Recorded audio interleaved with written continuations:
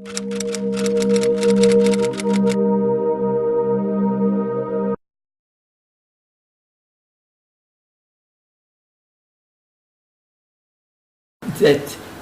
it's possible to live in peace. That we can overcome hate, because I saw it. Personally. Yeah. But of course it's not so easy, and you need personalities.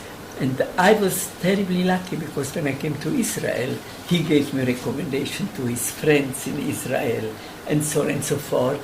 And in Israel I found the same kind of people like this Peter. There was, maybe you heard, Martin Buber, and this circle of people. They were so kind to me, and I learned so much from them. I knew the philosophy of life and so on, but it's not only what they wrote, how they were as human beings. I told to some of them, I told them, היה חסד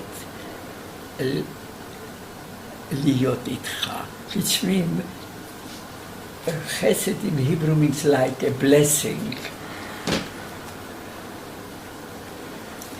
Because such people can change you. Because we really were terrible. After all the experience, we could be, I don't know what. Monsters. Yeah. And we could take revenge. And I know some of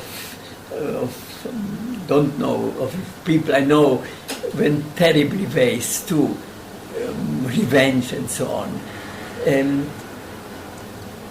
There's a person, I'm not a politician, but I say, if we can do something positive, for me it has more meaning than revenge. Because revenge, the circle of hate continues. Of course there are people who has to deal with history and of compensation and so on and so forth. But for me, I was more interested in other things, in human relation. And I tried in my life, because through art it's easier to meet people, and that was for me more important. Oh, sorry, the air conditioner, my nose is also running. How do you do that through art? Through art, look, in art, it's easier. Of course, you can teach, and you can say to the student, this line is half centimeters on the left or on the right, and you should do this and that. But you can tell them stories of great artists, and you can compare it with other art. You can give them the integrity of all arts. And if you know it, let's say, you can show what is the common ground of music. I believe it's the same, that what wants each artist to achieve, some great unity. But and he knows it's impossible, but he tries.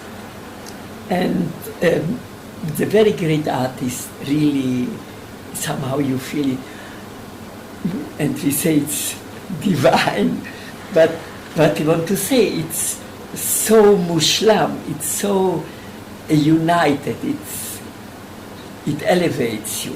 And this element you can get in all extraordinary art, and it is something very common. And what element? Sorry? What element? The element which is common in all, the drive to give something, to show to others. Well, I call it love. but everyone sees it in different way.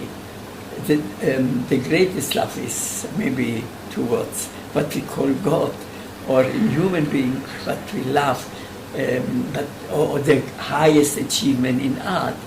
But you get in a kind of ecstasy. And when you hear Bach,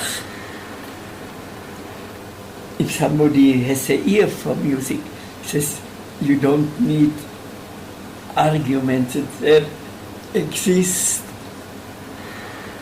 a different world, or I can say in art, sometimes we say, I can't understand why he married this girl, but he sees in her. Mm-hmm. But he sees something that nobody else saw.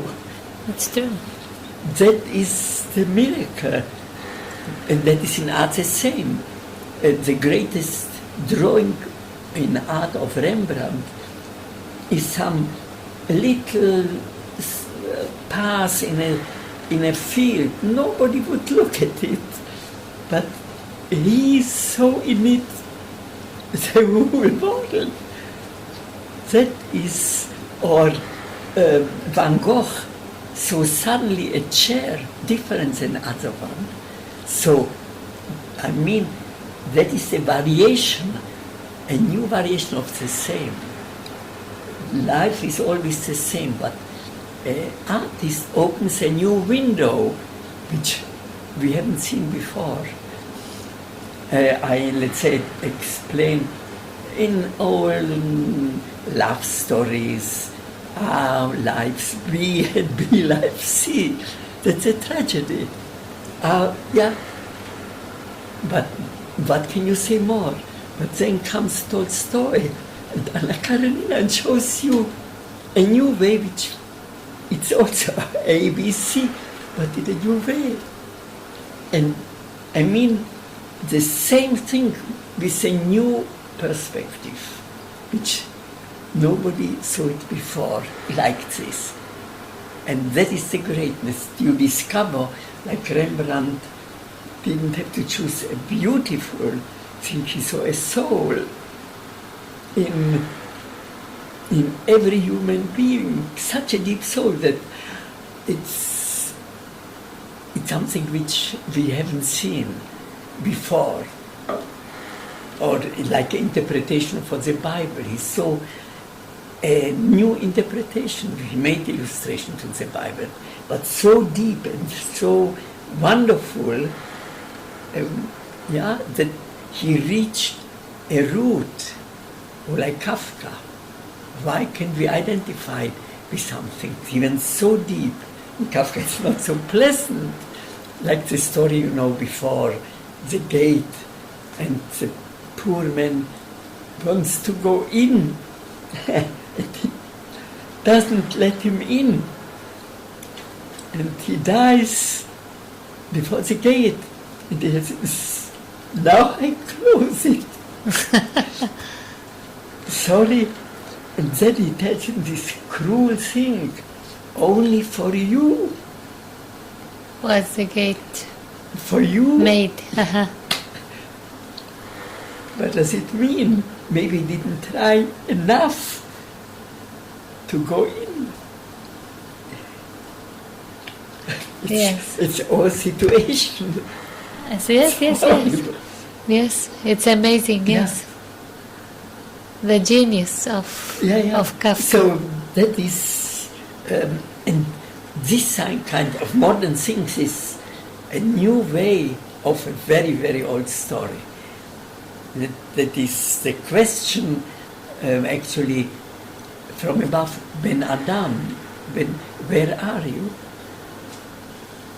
Yes, of course. And it's the old, I call it the old, that I learned from Buber, the old biblical question. There are two answers. We say, Hineni, here I am. I take responsibility. I don't know what I have to do, but I take upon me a responsibility, or I say what most of us do, am I the keeper of my brother? Partly. I don't want to see it. And then sometime Agnon took the same story, which is a beautiful story, the responsibility. And I liked always when I tell the stories to tell it to my students, responsibility. What can you do? There is a man, and it's very cold, and there is a beggar, he's blind, and he has some little money. It's cold, can I give him or not to give him? And he passed the beggar, and it's too cold, he doesn't give him. But the beggar, the blind beggar, as if he looks at him, and the next sentence of Agnon is, at that time, God existed only in the eyes of the blind beggar, which is like Kafka's story. In this moment, there didn't exist God, no, only the blind eyes of the beggar. Ben Adam, where are you?